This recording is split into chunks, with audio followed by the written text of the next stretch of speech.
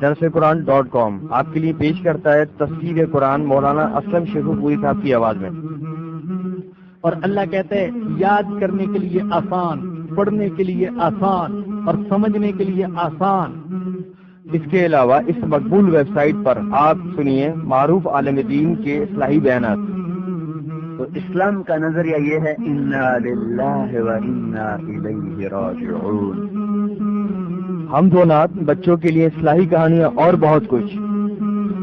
محمد کا روضہ قریب آ رہا ہے، بلندی پہ اپنا نصیب آ رہا ہے۔ www.درسقرآن.com۔ الحمد للہ وحدہ والصلاة والسلام على من لا نبي بعده، أما بعد فأعوذ بالله من الشيطان الرجيم، بسم الله الرحمن الرحيم۔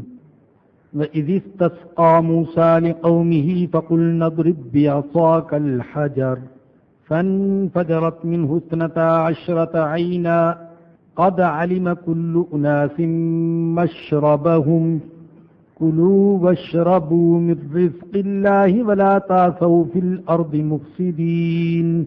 وإذ قلتم يا موسى لن نصبر على طعام واحد فادع لنا ربك يخرج لنا مما تنبت الأرض من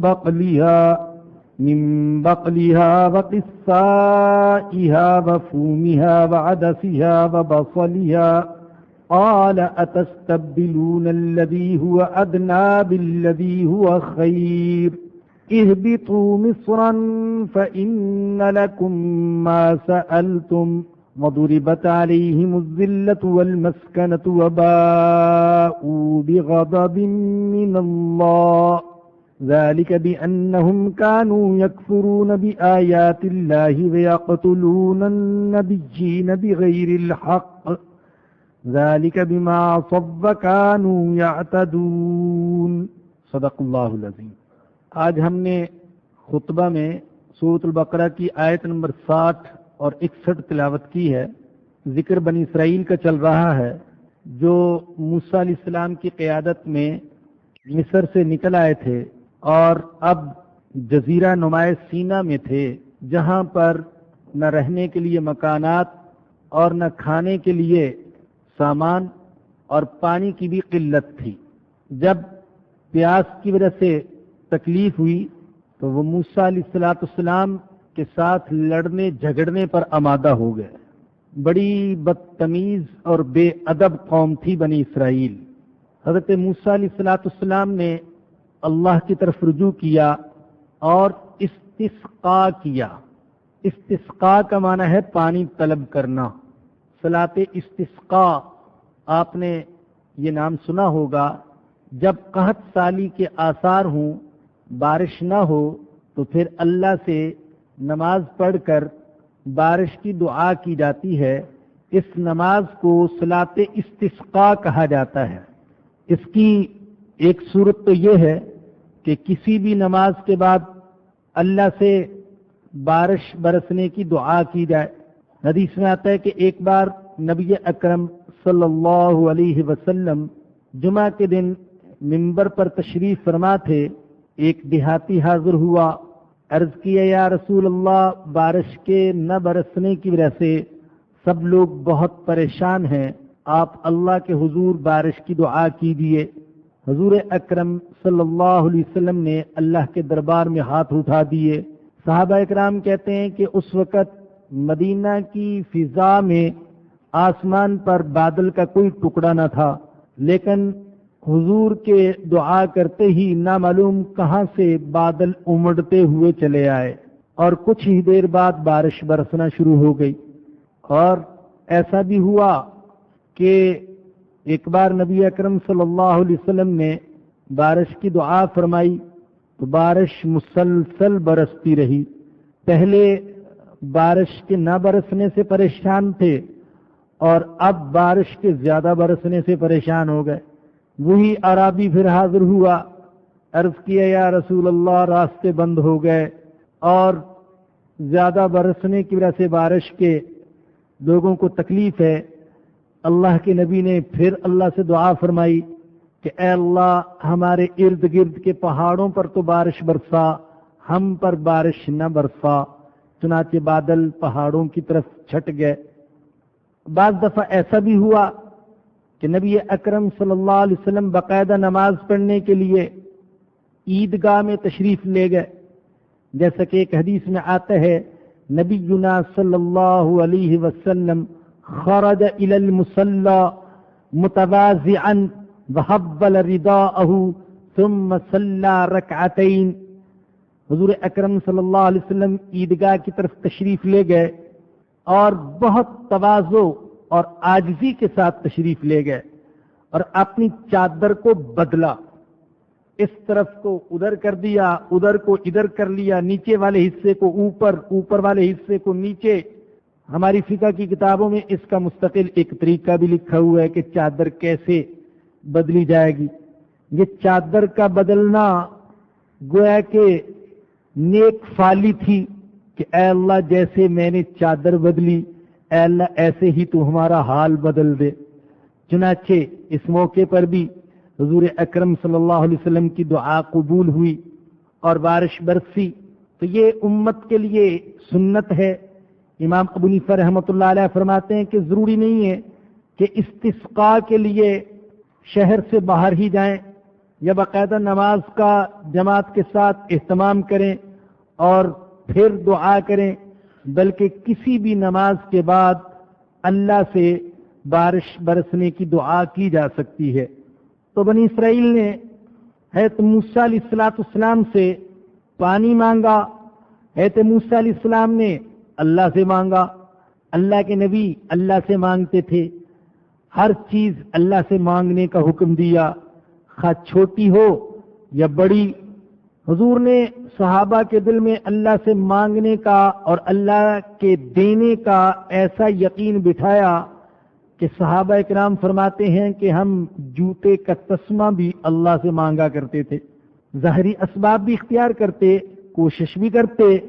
صحابہ کرام کی زندگی تعطل کی زندگی نہیں تھی، بیکاری کی زندگی نہیں تھی، رہبانیت کی زندگی نہیں تھی، لوگوں سے مانگنے کی زندگی نہیں تھی، لوگوں سے امیدیں رکھنے کی بھی زندگی نہیں تھی۔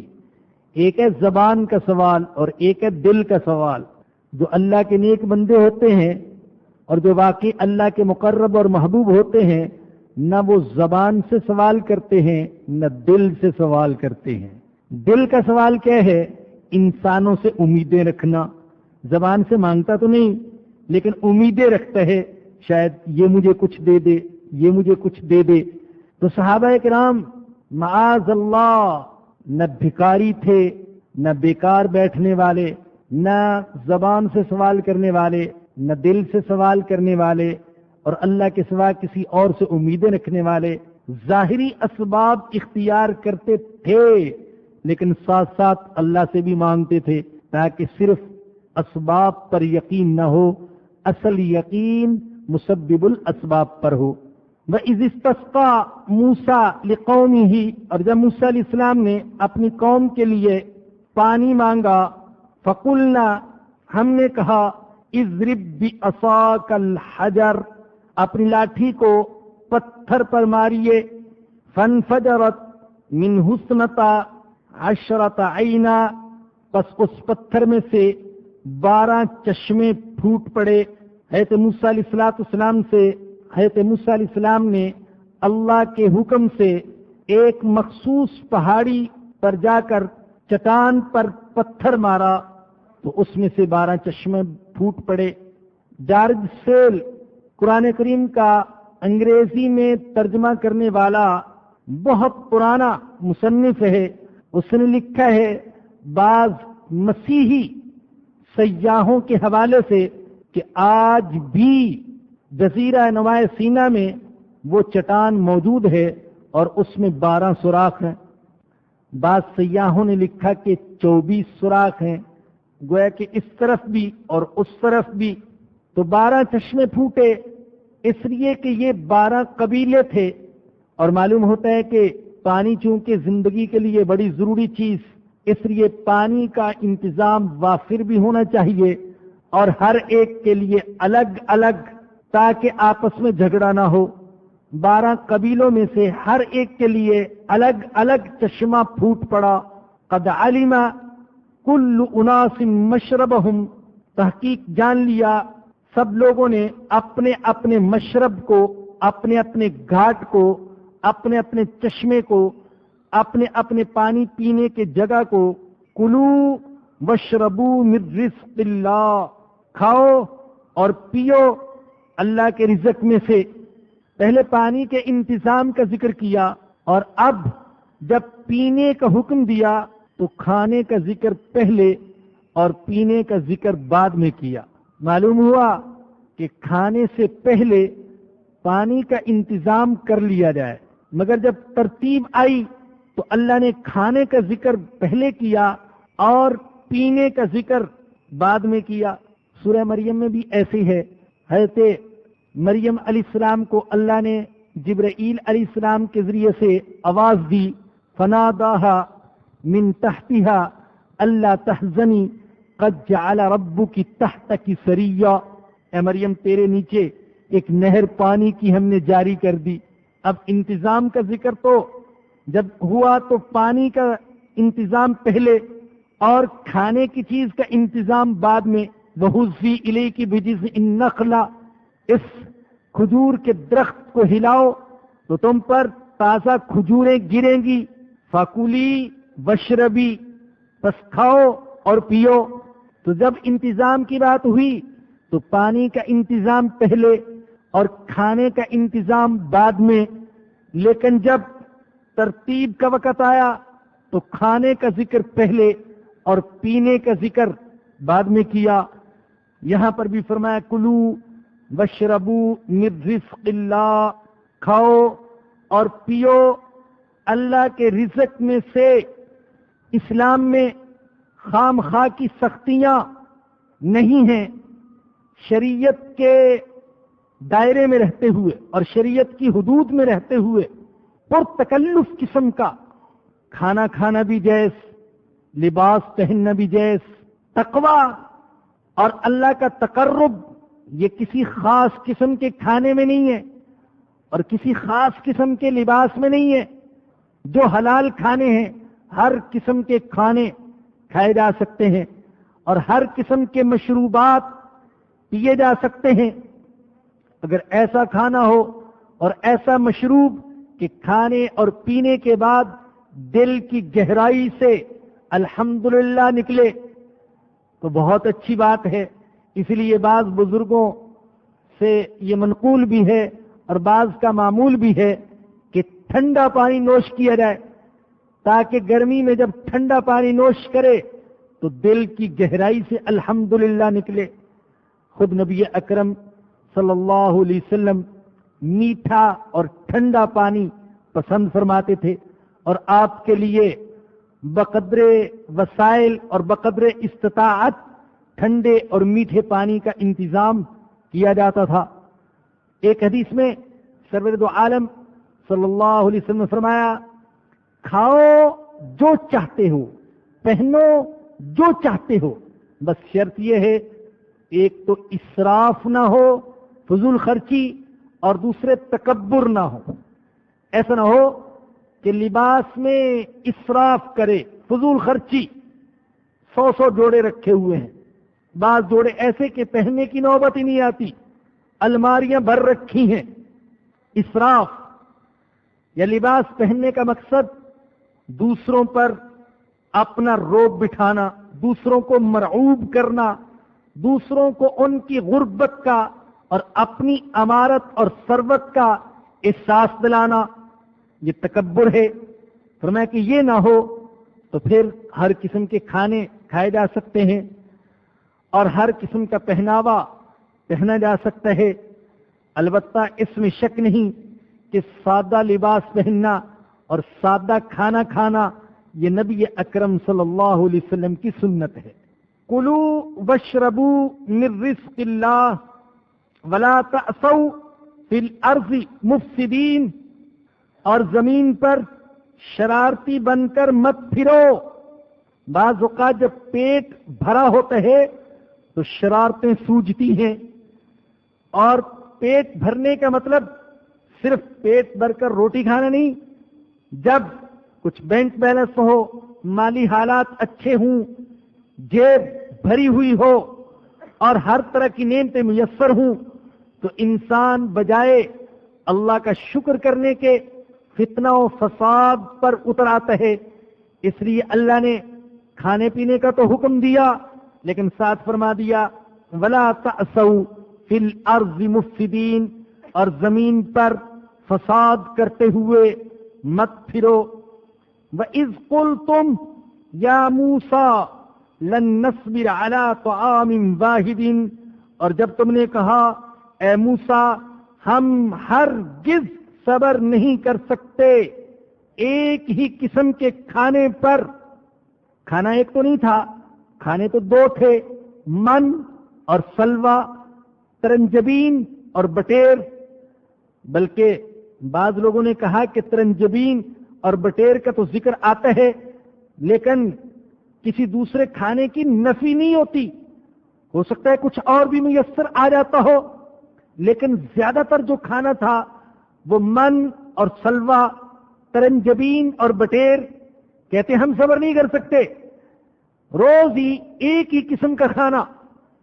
آپ جانتے ہیں مصر بڑا متمدن اور زرخیز ملک، وہاں کی زمین بڑی سرسبز، نہریں اور دریا اور مختلف قسم کی سبزیاں اور پھل، وہاں یہ غلامی کی زندگی گزار رہے تھے، بدترین قسم کی غلامی، اور یہاں ان کو آزادی حاصل، لیکن ان کو وہاں کا پانی یاد آتا تھا، وہاں کی کھانے کی چیزیں وہ یاد آتی تھیں، ساگ یاد آتا، ککڑیاں یاد آتی، ترکاری یاد آتی، پیاز یاد آتا، لہسن یاد آتا، یہ چیزیں یاد کرتے تھے، دال یاد آتی، گوشت سے تنگ آ گئے، اللہ اکبر، گوشت کھا کھا کر تنگ آ گئے۔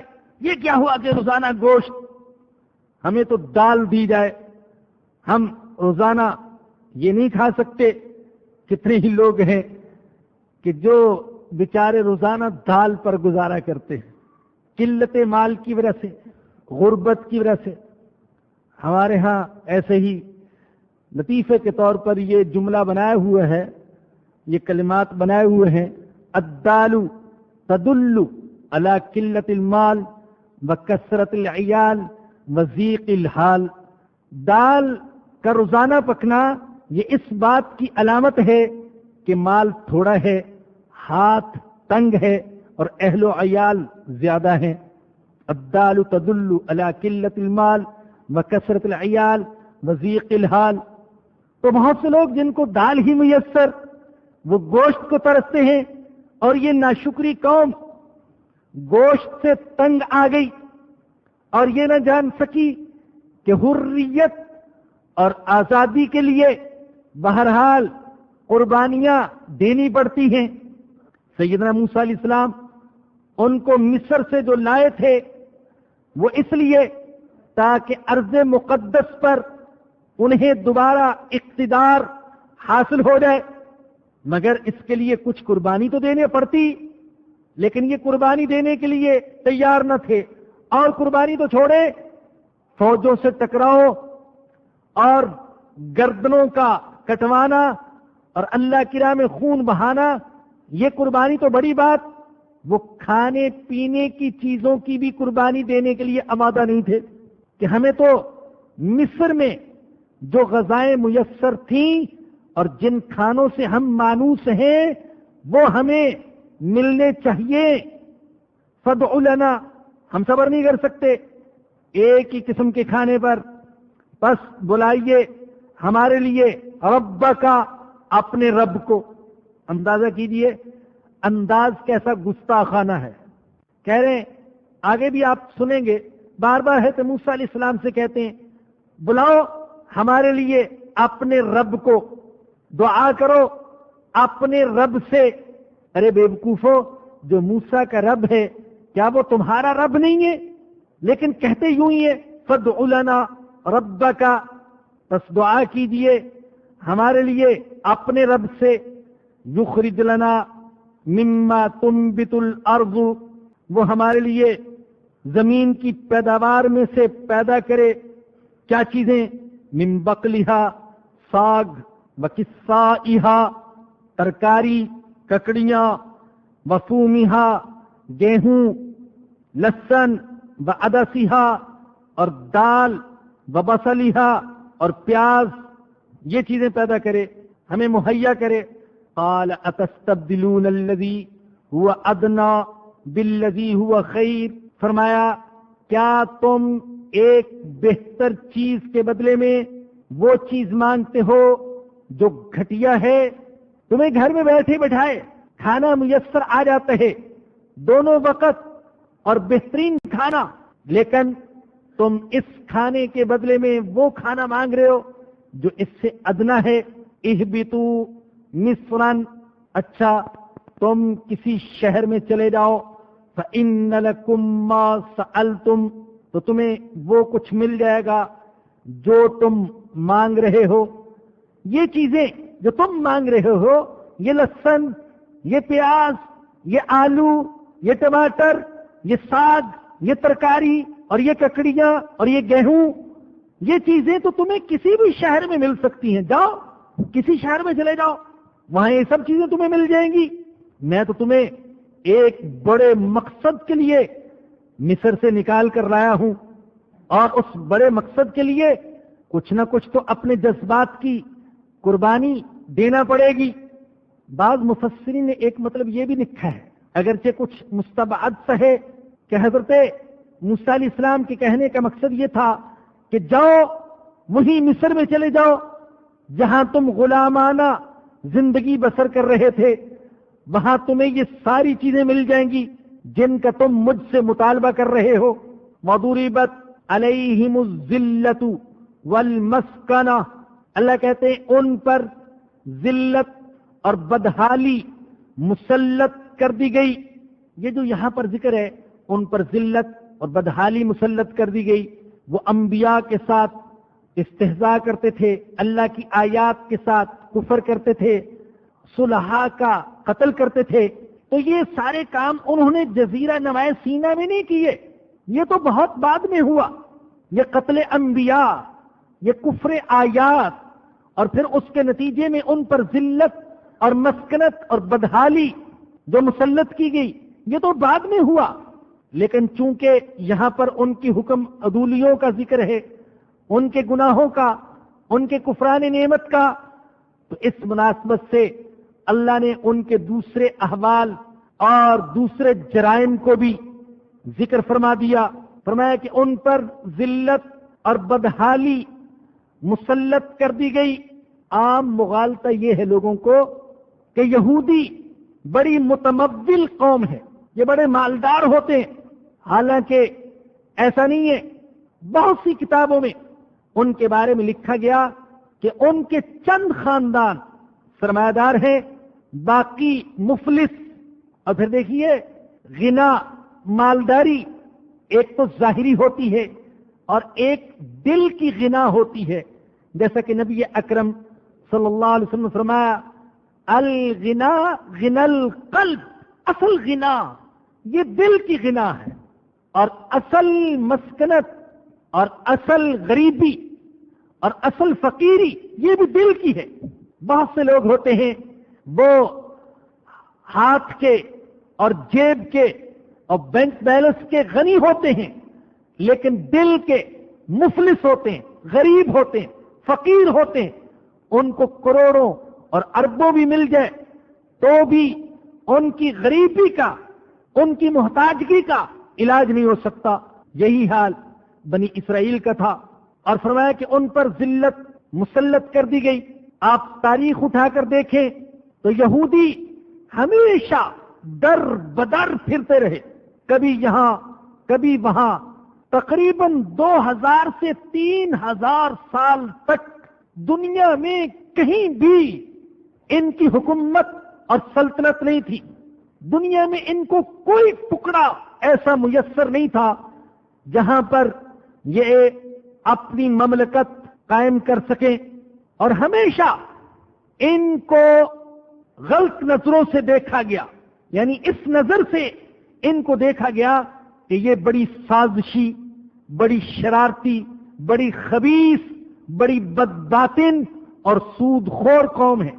یہ صرف مسلمانوں نے نہیں، دنیا کی دوسری اقوام نے بھی ان کو اسی نظر سے دیکھا اور ان سے چکنا ہو کر رہے۔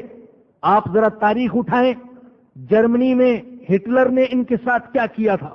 سینکڑوں یہودی ایک ایک قبر میں اس نے دفن کیے۔ پھر اٹلی میں کیا ہوا، اور ہنگری میں اور رومانیہ میں، دنیا کے مختلف ممالک میں 2 سے 3 ہزار سال تک یہ مارے مارے پھرتے رہے۔ ان کی کوئی مملکت نہ تھی۔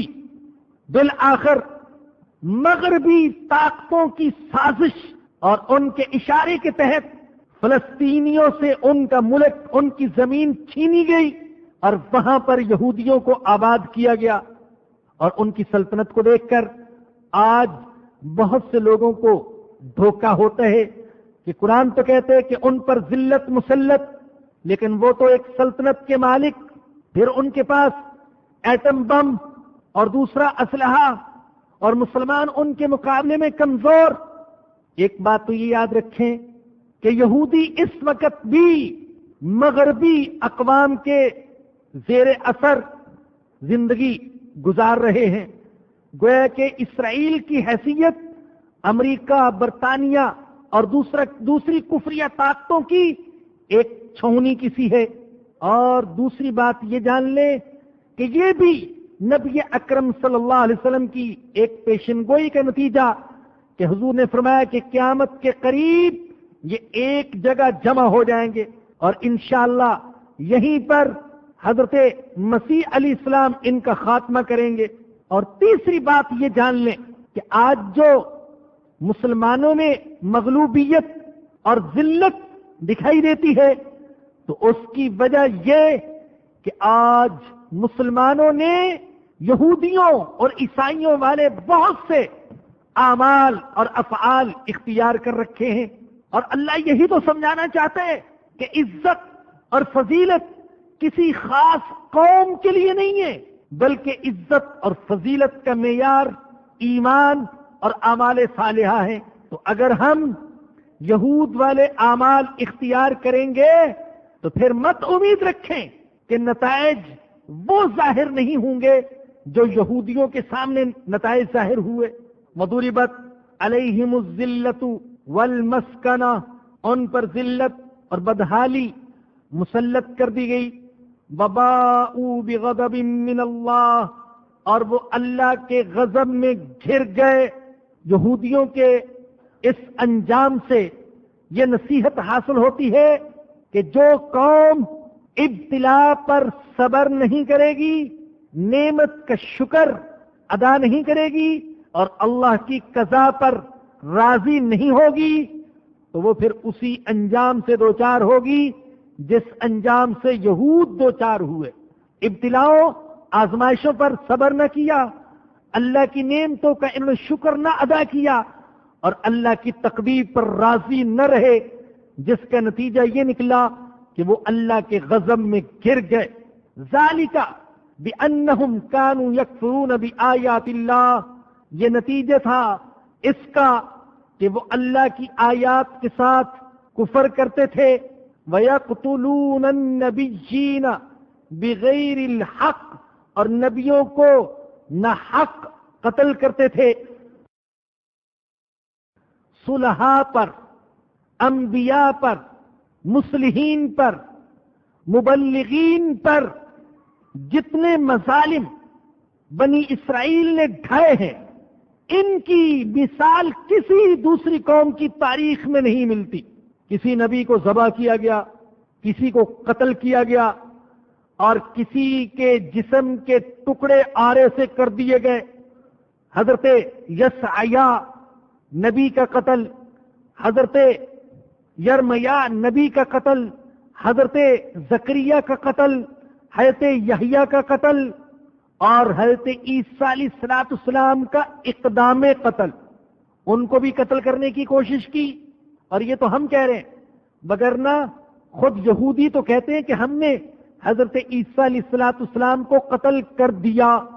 ان کے خلاف جھوٹا مقدمہ بنایا، پہلے اپنی مذہبی عدالت میں ان کے لیے قتل کا فیصلہ جاری کیا، اور پھر وقت کی رومی عدالت سے بھی حضرت عیسیٰ علیہ السلام کے لیے قتل کا فیصلہ جاری کروایا.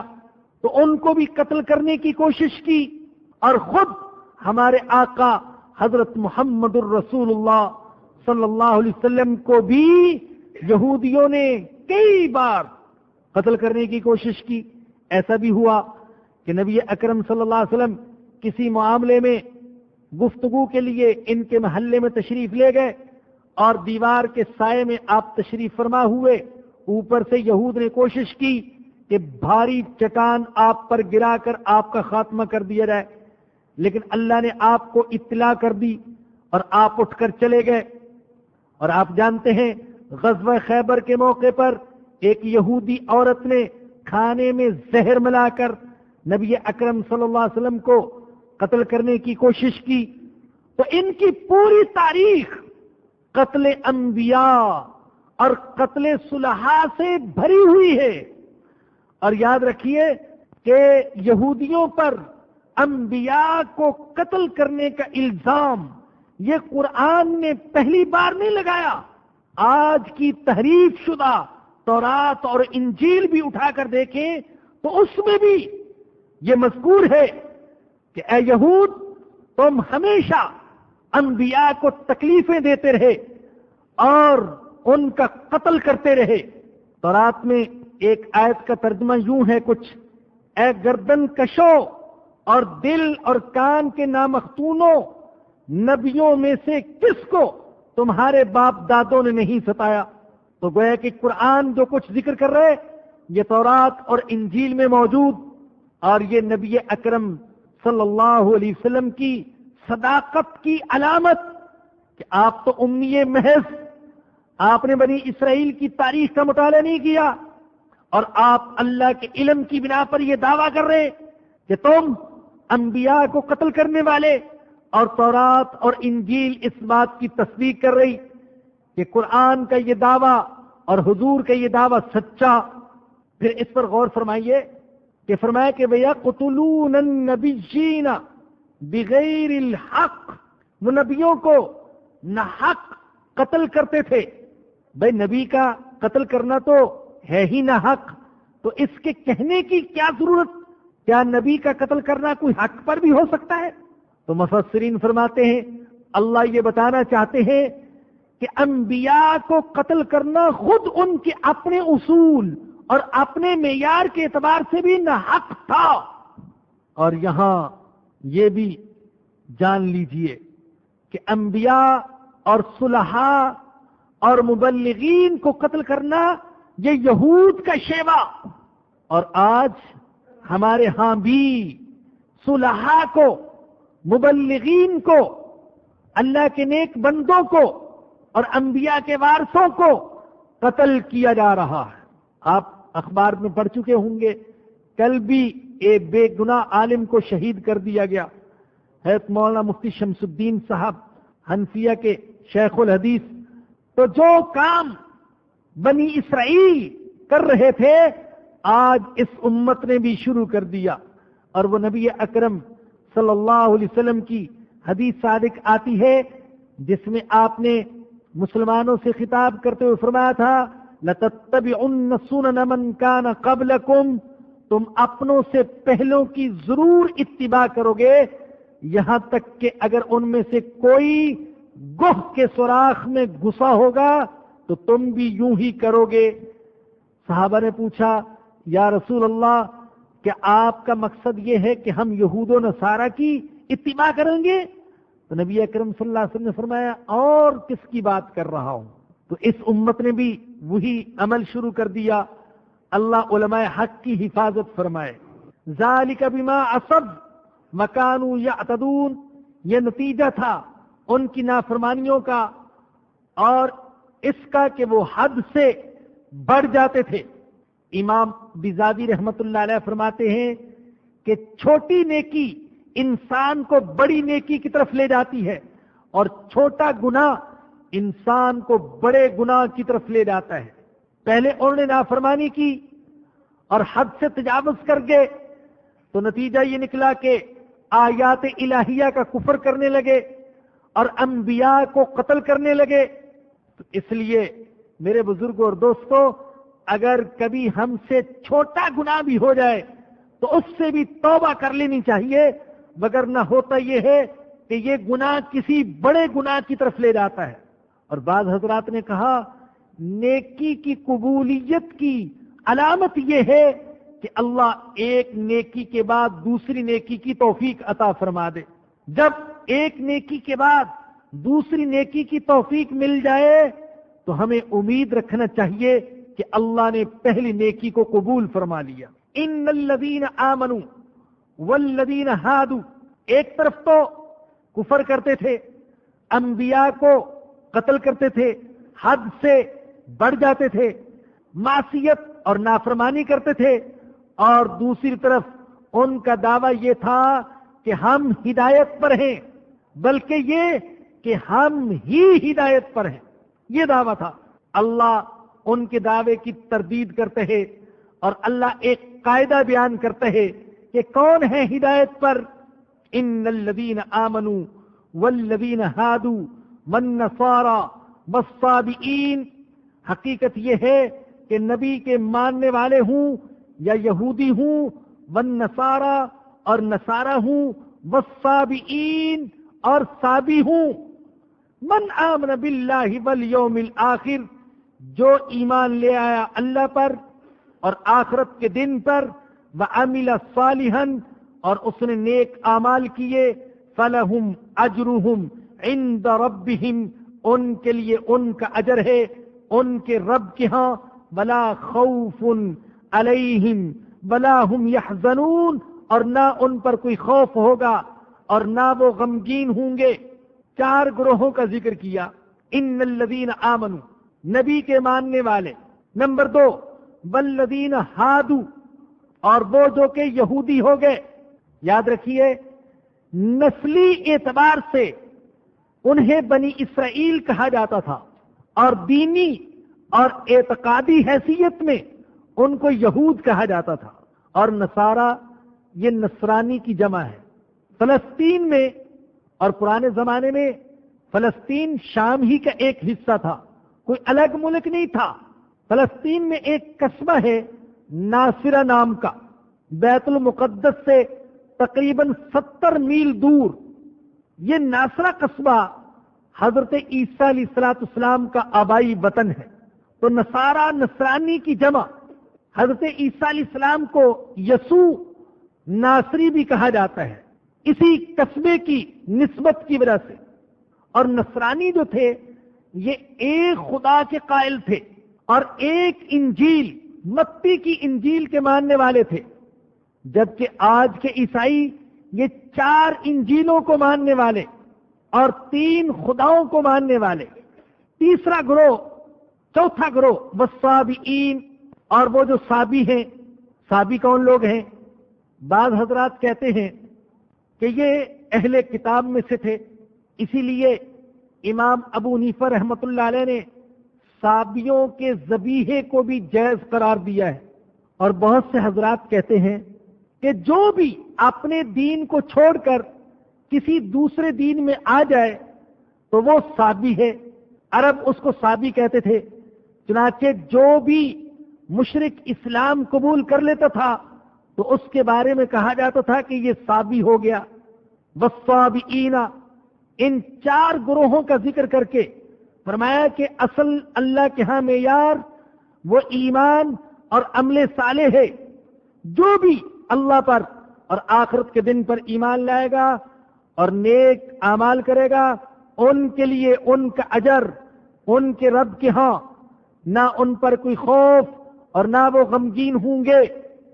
امت مسلمہ کو بھی فضیلت اور عظمت حاصل ہے تو ایمان اور اعمال صالحہ کی بنا پر۔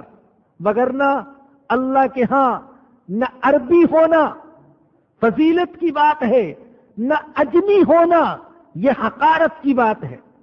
ایک اجمی ایمان اور اعمال صالحہ کی بنا پر عربی سے آگے بڑھ سکتا ہے۔ حضرت بلال اجمی تھے، حضرت سلمان اجمی تھے، حضرت صہیب اصل کے اعتبار سے اجمی تھے، ابو لہب عربی تھا اور ابو جہل یہ عربی تھا، لیکن یہ اجمی ایمان اور اعمال صالحہ کی بنا پر ان عربیوں سے، قریشیوں سے، ہاشمیوں سے، اعلی نسل اور نسب سے تعلق رکھنے والوں سے آگے بڑھ گئے۔ اس لیے کہ اللہ کے ہاں فضیلت کا معیار ایمان اور اعمال صالحہ ہے۔ آج عربوں کے اندر قومیت پرستی کا زہر پھیلا دیا گیا، جس کی وجہ سے وہ اپنے آپ کو محض عربی ہونے کی وجہ سے فضیلت والا سمجھتے ہیں اور اجمیوں کو حقارت کی نظر سے دیکھتے ہیں۔ تو محض عربی ہونا یہ فضیلت کا معیار نہیں ہے، بلکہ ایمان اور عمل صالح۔ بنی اسرائیل اسی گمنڈ میں اور اسی غلطی میں مبتلا ہو گئے کہ انہوں نے سمجھا کہ چونکہ ہم یعقوب کی اولاد سے تعلق رکھتے ہیں اس لیے ہمارے اعمال کیسے ہی کیوں نہ ہو، ہم فضیلت والے۔ وقالت اليهود والنصارى نحن ابناء الله واحباؤه، ہم اللہ کے بیٹے اور اللہ کے چہیتے ہیں اس لیے کہ ہم یہودی ہیں۔ تو ان کی تردید کی گئی، فرمایا کہ نہیں، بلکہ اصل معیار ایمان اور عمل صالح ہے۔ وَإِذْ أَخَذْنَا مِيثَاقَكُمْ وَرَفَعْنَا فَوْقَكُمُ الطُّورَ، اور یاد کرو جب ہم نے تم سے پختہ عہد لیا اور تمہارے اوپر طور کو اٹھا دیا۔ طور عربی زبان میں مطلقاً پہاڑ کو بھی کہتے ہیں، اور جزیرہ نما سینا میں ایک مخصوص پہاڑ کا نام بھی طور ہے۔ کہا جاتا ہے کہ یہیں پر حضرت موسیٰ علیہ السلام کو اللہ سے شرف ہم کلامی حاصل ہوا، تو طور کو اٹھا دیا گیا ان پر۔ کیسے اٹھایا گیا؟ قرآن تو واضح طور پر کہتے برفعنا، ہم نے اٹھا دیا تمہارے اوپر طور کو، اور اللہ پہاڑوں کو اٹھانے پر قادر۔ حضرت جبرائیل علیہ السلام کے اندر اللہ نے اتنی طاقت رکھی ایک فرشتے کے اندر، وہ چاہے تو اللہ کے حکم سے کئی پہاڑوں کو بیک وقت اٹھا لے۔ تو اللہ کے اندر یہ طاقت، طور ان کے اوپر اٹھایا گیا، ان کو کہا گیا تو رات پر عمل کرنا ہوگا۔ کسی کے دل میں یہ اشکال آ سکتا ہے کہ یہ تو اکراہ ہے، یہ تو جبر ہے، ان کو مجبور کیا جا رہا ہے عمل کرنے پر، حالانکہ قرآن میں آتا ہے لا اکراہ فی الدین، دین میں اکراہ نہیں، دین میں کوئی جبر نہیں۔ تو پہلی بات تو یہ جان لیں کہ یہ اصول دین اسلام میں ہے، لا اکراہ فی الدین، دین میں اکراہ نہیں۔ ہو سکتا ہے ان کے دین میں اکراہ جائز ہو۔ اور دوسری بات یہ جان لیں کہ ایمان قبول کرنے کے لیے تو واقعتاً اکراہ نہیں ہے، لیکن ایمان قبول کرنے کے بعد عمل کروانے کے لیے جبر کیا جا سکتا ہے۔ ایمان قبول کرنے پر کوئی اکراہ نہیں، ناجائز ہے، غلط ہے کہ ہم کسی کو مسلمان ہونے پر مجبور کریں۔ ایمان کی دعوت دی جائے گی، ایمان کی حقیقت بتائی جائے گی، ایمان کی فضیلت بتائی جائے گی، اسلام کی حقانیت کو دلائل سے ثابت کیا جائے گا، یہودیت نصرانیت کی کمزوریاں بیان کی جائیں گی، لیکن کسی کو ایمان قبول کرنے پر مجبور نہیں کیا جائے گا۔ اسلام اس کی اجازت نہیں دیتا۔ نبی اکرم صلی اللہ علیہ وسلم نے کسی کو اسلام قبول کرنے پر مجبور نہیں کیا۔ کوئی ایک مثال بھی پیش نہیں کی جا سکتی۔ جو بدبخت یہ کہتے ہیں کہ اسلام تلوار سے پھیلا، جھوٹ بولتے ہیں۔ اسلام اپنے اندر جو قوت ہے، اپنے اندر جو کشش ہے، اپنے اندر جو صداقت ہے، اپنے اندر جو حقانیت ہے، اس کی بنا پر اسلام پھیلا ہے. اسلام تلوار سے نہیں پھیلا. آج مغرب میں، یورپ میں، خود یورپ والے تسلیم کرتے ہیں کہ سب سے زیادہ قبول کیے جانے والا مذہب وہ اسلام ہے. تو آج امریکہ والوں کو کون سی تلوار اسلام کے آگے جھکنے پر مجبور کر رہی ہے؟ عیسائیوں کو اور دوسرے غیر مسلموں کو کون سی تلوار، کون سا بم ایمان قبول کرنے پر مجبور کر رہے ہیں؟ آج تو مسلمان کمزوری کی حالت میں ہے، ذلت کی حالت میں ہے، مغلوبیت کی حالت میں ہے، امریکہ کے سامنے جھکے ہوئے. تو مسلمان کافروں کو اسلام قبول کرنے پر مجبور نہیں کر رہے، خود اسلام غیر مسلموں کو اسلام قبول کرنے پر مجبور کر رہا ہے. جو اسلام کے اندر اللہ نے کشش رکھی، جو حقانیت رکھی، تو اسلام قبول کرنے پر تو کسی کو مجبور نہیں کیا جا سکتا، لیکن اسلام قبول کرنے کے بعد عمل کے لیے مجبور کیا جا سکتا ہے. اسلام قبول کر لیا لیکن نماز نہیں پڑھتا، مجبور کر سکتے ہیں اگر اسلامی حکومت ہو نماز پڑھو. اسلام قبول کیا، زکوٰۃ نہیں دیتا، تو زکوٰۃ دینے پر مجبور کیا جا سکتا ہے. آپ جانتے ہیں سیدنا ابو بکر صدیق رضی اللہ تعالی عنہ نے مانعین زکوٰۃ کے ساتھ جہاد کیا تھا. مانعین زکوٰۃ کلمہ پڑھتے تھے، نماز پڑھتے تھے، ان میں سے بعض ایسے تھے کہ وہ کہتے تھے کہ ہم زکوٰۃ دیں گے لیکن بیت المال کو نہیں دیں گے، ہم اپنی مرضی کے مطابق جہاں چاہیں گے زکوٰۃ استعمال کریں گے. لیکن سیدنا ابو بکر صدیق نے ان کے ساتھ جہاد کیا اور فرمایا کہ اگر ایک جانور کی رسی جو نبی اکرم صلی اللہ علیہ وسلم کے زمانے میں یہ زکوٰۃ میں دیا کرتے تھے وہ رسی دینے سے انکار کریں گے تب بھی میں ان کے ساتھ جہاد کروں گا. حالانکہ حالات اس وقت بڑے عجیب تھے. کئی لوگ، کئی قبیلے مرتد ہو گئے، جھوٹے نبیوں کا فتنہ، پھر کیسر و کسریٰ کے حملے کا خطرہ اور منافقوں کی ریشہ دوانیاں. لیکن اس کے باوجود سیدنا ابو بکر صدیق استقامت کا پہاڑ بن کر کھڑے ہو گئے اور آپ نے زکوٰۃ کو وصول کیا. یہ حضرت ابو بکر صدیق کی استقامت تھی کہ قیامت تک کے لیے اس فتنے کا استیصال کر دیا کہ ایسا نہ ہو کہ بعض لوگ اسلام کی کسی بھی عبادت کا اور کسی بھی حکم کا انکار کر دیں. تو میں عرض کر رہا تھا کہ ایمان قبول کرنے پر تو کسی کو مجبور نہیں کیا جا سکتا، لیکن ایمان قبول کرنے کے بعد عمل کرنے پر مجبور کیا جا سکتا ہے. یہ ایمان قبول کر چکے تھے، تورات ان کو مل گئی، لیکن عمل کرنے کے لیے تیار نہ تھے.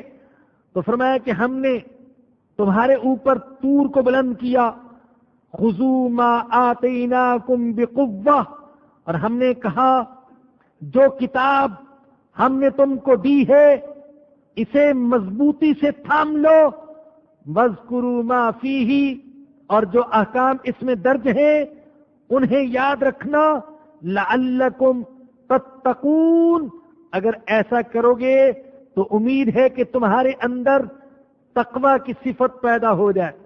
یہ آیت کریمہ پڑھتے ہوئے میں سوچ رہا تھا کہ اللہ بنی اسرائیل کو حکم دے رہے کہ تم تورات کو مضبوطی سے تھام لو اور جو کچھ تورات میں ہے اس کو یاد رکھو، کبھی نظروں سے، ذہن سے اوجل نہ ہونے دو. اگر اللہ کی نظر میں تورات کی اتنی اہمیت کہ بنی اسرائیل کو اسے یاد رکھنے اور مضبوطی سے تھامنے کا حکم ہے، تو قرآن جو ساری کتابوں کی سردار اور قرآن جو نبیوں کے سردار پر نازل ہوا اور قرآن جو کتاب ہدایت کا آخری ایڈیشن ہے، اس کے بارے میں کتنی تاکید ہوگی کہ اے مسلمانوں تم نے اس کو مضبوطی سے تھامنا ہے اور یاد رکھنا ہے جو کچھ اس کے اندر ہے. بہت سے تو ایسے کہ جن کو قرآن کے الفاظ کی بھی تلاوت کی توفیق نہیں ہوتی، اور جن کو الفاظ کی تلاوت توفیق نصیب ہوتی ہے تو قرآن کو سمجھنے کی توفیق نصیب نہیں ہوتی. کہ قرآن کیا ہے، قرآن ہم سے کیا کہتے؟ اللہ تورات والوں کو کہہ رہے بس کرو ما فیہ، یاد رکھو جو کچھ تورات میں ہے، لعلکم تتقون، اگر ایسا کرو گے تو امید ہے تمہارے اندر تقوی پیدا ہو جائے گا۔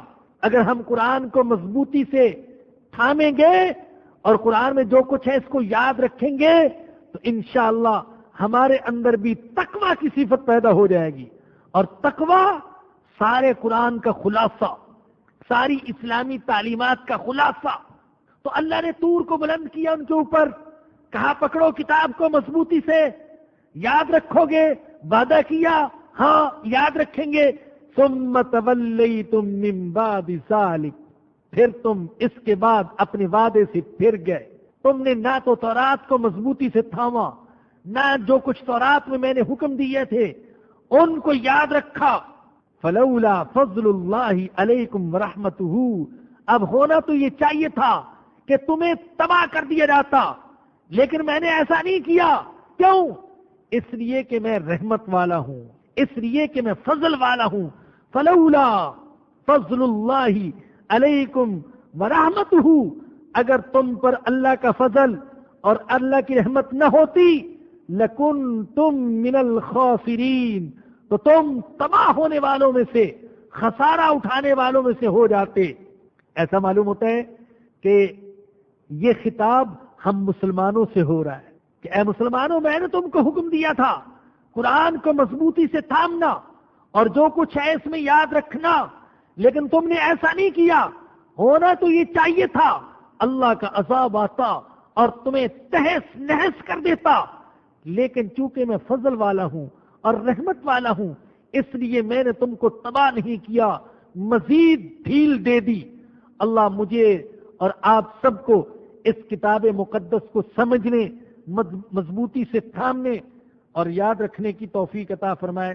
وآخر دعوانا ان الحمد للہ رب العالمین۔ ایک بیٹی کی طرف سے دعا کی درخواست کی گئی ہے تجوید کے امتحان میں، اللہ ہماری اس بیٹی کو اعلیٰ نمبروں سے کامیابی نصیب فرمائے۔ فرماتے ہیں اگلے اتوار کو انشاءاللہ العزیز امریکہ کا ایک چینل ہے ریڈیو کا، ہیوسٹن سے وہ نشر ہوتا ہے، تو انشاءاللہ اگلے اتوار کو اس پر براہ راست میرا درس جو ہے وہ نشر ہوگا انشاءاللہ اگلے اتوار کو، یہاں درس دینے کے بعد، فارغ ہونے کے بعد۔ تو بھائی نے فرمایا کہ اس کا اعلان کر دیا جائے۔ اس کے علاوہ دوسرا یہ فرماتے ہیں کہ ایک نئی کیسٹ آئی ہے، اس میں جنید جمشید صاحب کی نظم ہے جو کہ حضرت مولانا تقی عثمانی صاحب نے لکھی ہے اور پڑھی ہے جنید جمشید صاحب نے اپنے مخصوص انداز میں، تو وہ بھی باہر سے حاصل کی جا سکتی ہے۔ اور تیسری بات یہ کہ پچھلی دفعہ جن حضرات نے کچھ مسجد کے لیے فنڈ دیا تھا تو رسید پر دستخط نہیں تھے، دستخط کرنا میں بھول گیا تھا، آج وہ دستخط کر دیے، تو یہ بہرحال ایک کوتاہی تھی جس کی ہم معذرت چاہتے ہیں۔ یہ ایک بھائی فرماتے ہیں شاہد علی صاحب، درس قرآن میں شرکت کر کے میری زندگی میں بہت تبدیلی آئی ہے، میرے لیے دعا کریں کہ میں اپنے آپ کو خدمت کے لیے پیش کر سکوں، اور اس طریقے سے بے روزگار بھی ہیں، ملازمت کے لیے بھی دعا کی درخواست کی ہے، اللہ پاک ان کو باعزت روزگار عطا فرمائے۔ الحمدللہ رب العالمین والصلاة والسلام علی سید الانبیاء والمرسلین۔ ربنا ظلمنا انفسنا وان لم تغفر لنا وترحمنا لنكونن من الخاسرین۔ یا رب العالمین، یا ارحم الراحمین، یا ستار، یا غفار، یا تواب، یا عفو، یا رحمان، یا رحیم، تو اپنے فضل و کرم سے ہمارے گناہوں کو معاف فرما دے۔ یا اللہ، جو زندگی باقی ہے وہ تیرے حکموں کے مطابق اور تیرے سچے نبی کے سچے طریقوں کے مطابق گزارنے کی توفیق عطا فرما دے۔